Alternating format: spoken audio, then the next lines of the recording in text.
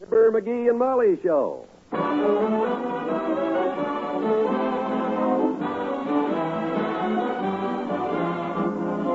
Every weekday at this time, NBC brings you Fibber, McGee, and Molly transcribed. The show was written by Phil Leslie and Ralph Goodman and directed by Max Hutto.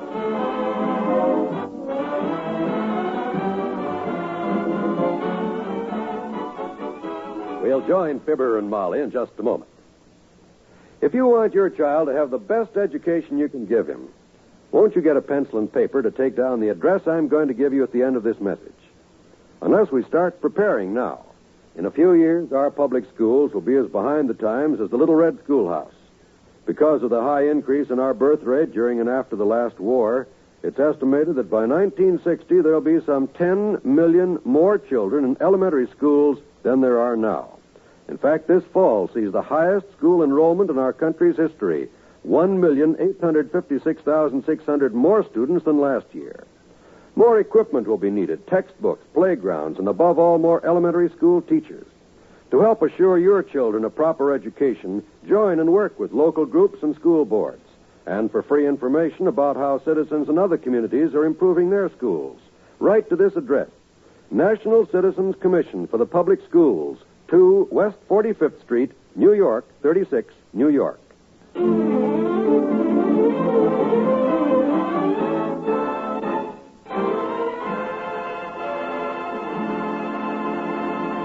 Mr. McGee has gone bowling tonight. Mrs. McGee has just brought the parakeet into the living room and is covering his cage for the night. Good night, baby. Go to sleep. Cute. Suddenly, the front door bursts open and a man dashes in. He says, "Hey, Molly, it's me. I came home." Why, McGee, it's only 8 o'clock. You haven't bowled more than a few Are minutes. you okay, Molly? You all right? You okay? Me? Sure, I'm fine. I was just putting the bird to bed here. Say, what is this? You and Mort Toops have another argument? No, this is an emergency, kiddo. Is the back door locked? Well, I really don't know. It's so early. I haven't... Here, look at the paper. Look at that. Read that. Read that. Let me see. Mrs. Eisenhower tries new hat. Oh, isn't she cute, McGee? No. Why, she is, too. Everybody says she's cute. Yeah, she's cute, but that's not the item I mean, Molly. Read the one about the prowler. Prowler? Right here. Says, prowler robs West Side homes. Citizens lose valuables to phantom burglar. Heavenly days. Well, I hope they catch him. Now you see why I called off the bowling and hurried home? If there's a burglar loose in this neighborhood, my place is here with you. Oh, that's a sweet thought, dearie. You betcha. Don't catch me walking home from that bowling alley at midnight with a prowler around. Kramer tells me the guy broke into his bedroom last night and stole his elk's tooth, the one with the diamond in it, while he was in the front room listening to Dragnet. My goodness. From now on, we're going to make sure our valuables are well locked up. Well, I don't like to sound snide, sweetheart, but what valuables? What you mean, what valuables? There's your... And then there's the... And how about that diamond engagement ring I gave you the time I asked you to make me the happiest man in the world? And your father had it appraised, and I told him I'd give you a real one as soon as I had the money. And I will, too. That ring's got a lot of sentimental value, you know. Yes, and I love it. You know that. But somehow this phantom burglar doesn't sound like the sentimental type to me. I think he just does it for money. We got stuff worth money. My gosh, how about this wristwatch you gave me for our 10th anniversary? I know this watch is valuable because you always got more money to buy me things than I got to buy you things with. Well, I wouldn't want to see anything happen to that watch. Darn right. Although that phantom burglar would probably feel a little silly wearing a watch that said happy anniversary to lover from Tootsie. We're taking no chances till they catch this guy. And don't you be answering the door at night either. Let me do that. There's your chance. Wonder who that is. Can you see? It might be him. I don't think a burglar would ring the bell. Don't answer it. Where's my shotgun? Wait till I get my shotgun. Oh, McGee, burglars don't. Where's my shotgun? Your shotgun's over at my house, Noisy. Hi, Molly. How'd it get there, Fatso? Hi, Doctor. You left it there when we went duck hunting, blabbermouth. Well, why didn't you bring it back, Lordhead? I didn't know you wanted it, stupid. Oh. Hi, Doc. Hi. Sit down, Doctor. Himself here's a little jumpy tonight. Pardon his impoliteness. I didn't notice any difference in him, my dear.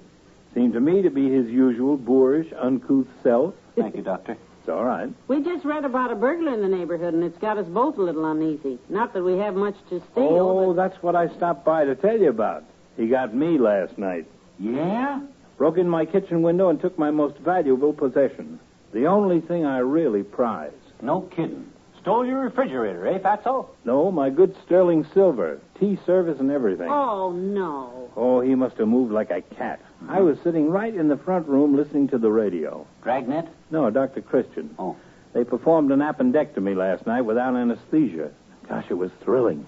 Must have been if you were so engrossed you didn't hear the burglar, Doctor. Well, I did hear a knife fall during the program, but I just thought Dr. Christian had dropped his scalpel. Ha!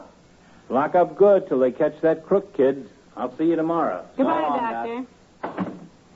You know, I am a little nervous, McGee. If that burglar's operating this close to our house, Don't you worry about a thing, baby. I just got a terrific idea. Oh, no, I am worried. You go to sleep, Buster. I'm going to rig up a trap for that prowler, Molly, right here in our living room. A trap? Oh, now, McGee. You can help me. Get me a lot of string, some thumbtacks, my portable record player, a bottle of root beer, and 3 peanut butter sandwiches. Sandwiches? Yep, this may take a while, Tootsie, and working makes me hungry. Now, let's get busy.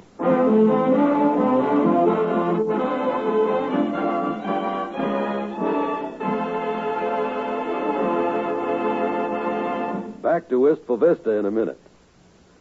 How long is 20 seconds? Certainly not long.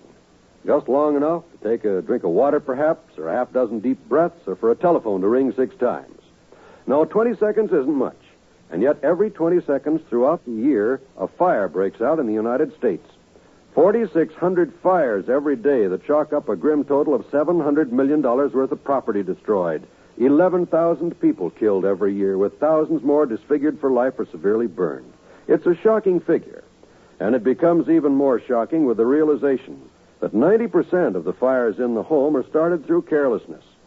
Do you smoke in bed or discard lighted cigarettes carelessly? Do you allow old newspapers and magazines and other inflammable objects to accumulate in your home, your attic, or garage? Do you allow defective electrical equipment and frayed wiring to go unrepaired? Do you use cleaning fluids that are inflammable? If you are guilty of such acts, you unfortunately may not live to regret them. Don't gamble with fire. The odds are against you.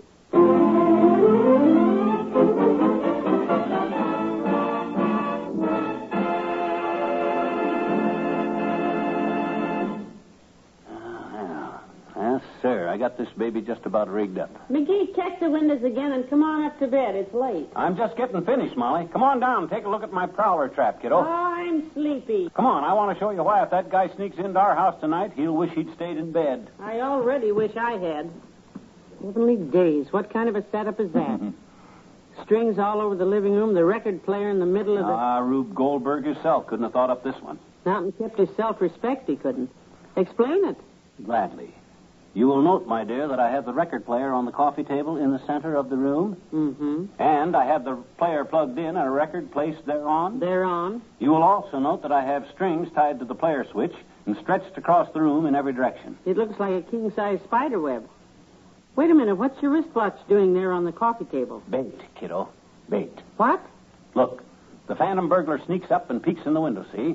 And right away he spots the radium dial on my watch, shining in the dark like easy money. Oh. He jimmies a window, crawls through, reaches for the watch, and bumps into one of these strings with the following result. Now watch. I bump this string. Oh, boy. Huh? Cut it off. Ah, boy, oh, boy. I could get a patent on this thing, Molly. When that burglar walks into this bunch of strings... McGee, for goodness sakes, the neighbors will be calling the police to come lock you up. Who's that? Probably some music lover. Answer it. Hello, Mr. McGee speaking. Oh, hello, Heck. Hector Howell next door. Oh, dear. Oh, yeah? Well, certainly I know it's 1 o'clock. Well, you do the same, you big... What? If you'd go to sleep, you wouldn't hear it. And you go to sleep, Buster. Come on, Molly, I'll set this needle again and let's go up to bed.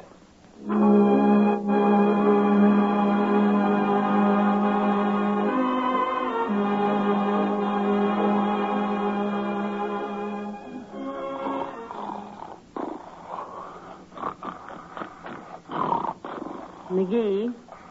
McGee, are you asleep, sweetheart? What? What'd say, Molly? I said, are you asleep? Yeah. No, of course I'm not asleep. How can I be asleep when you keep waking me up to ask me? You still hearing them strange noises? This time I'm sure. Molly, I keep telling you my burglar alarm is foolproof. If anybody walks in this house... I'm sure I heard footsteps downstairs. I'll go see. I'll go to the top of the stairs and listen. I don't hear anything. Hey, anybody down there? See, Molly, nobody answers. Let's check the downstairs windows again. Anyhow, I'll go with you, dear. If we can just turn on the lights and look around once more, I promise you I'll go to sleep. Well, I hope so. My gosh, I was up half the night fixing my burglar trap. And if you keep me up the rest of the night, where's that light switch? Where is it? I don't want to bump onto them strings again. Whoops!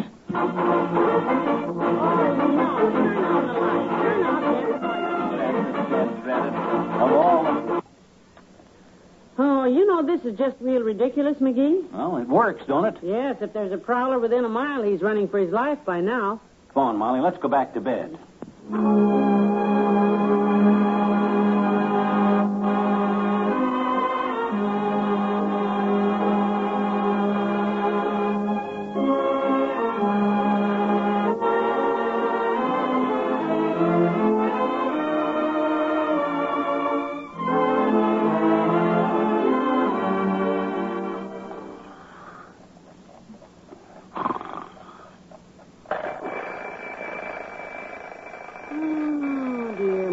Already. Hi, kiddo. How'd you sleep? Very briefly. I don't know how it got to be 8 o'clock so fast. Well, it's too bad that burglar didn't sneak in here last night and set off my burglar trap. I'd have just loved to have turned him over to the cops. It's cold, isn't it? Feels like a draft coming up the stairs, doesn't it? Hand me my robe. There you are. Thank you. I'll go downstairs and unhook the record player and move the coffee table so you can get through to the kitchen, Molly. I'll hook up my burglar alarm again tonight. Hey, the front door is standing open. What? Burglar must have jimmied it open. Took a look at my burglar trap and scrammed because... What is it? My watch. It's gone. Stole. Oh, no. With that noisy record player hooked up? How could he possibly... The record player's gone, too. What? You mean he stole that beautiful record player right off of the coffee table? Where's my coffee table? McGee, call the police.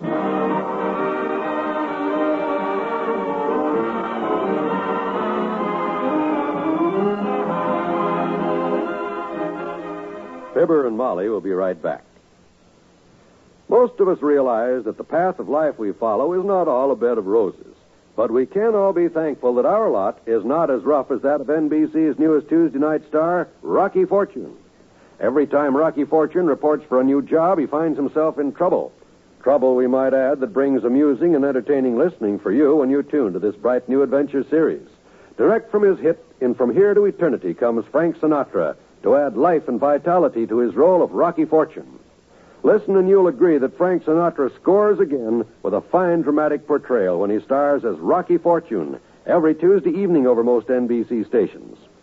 Also on Tuesday night, stay in the mystery vein with Dragnet, the true stories of your police force in action. From crime to punishment, Dragnet takes you on the side of the law through an official police case from the files of the Los Angeles Police Department. Here, Dragnet, starring Jack Webb as Sergeant Joe Friday, Tuesday evening on the NBC Radio Network. Hey,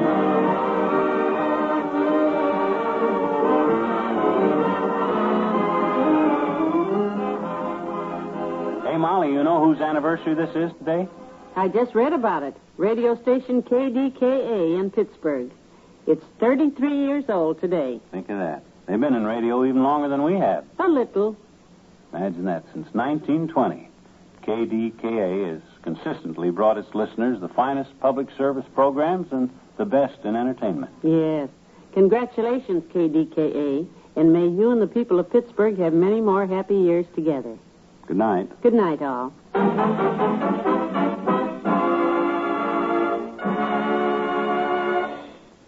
NBC has brought you the Fibber, McGee, and Molly program, transcribed with Arthur Q. Bryan as Dr. Gent. This is John Wald, inviting you to be with us again tomorrow night for another visit with Fibber, McGee, and Molly. Laugh tonight with Can You Top This on the NBC Radio Network.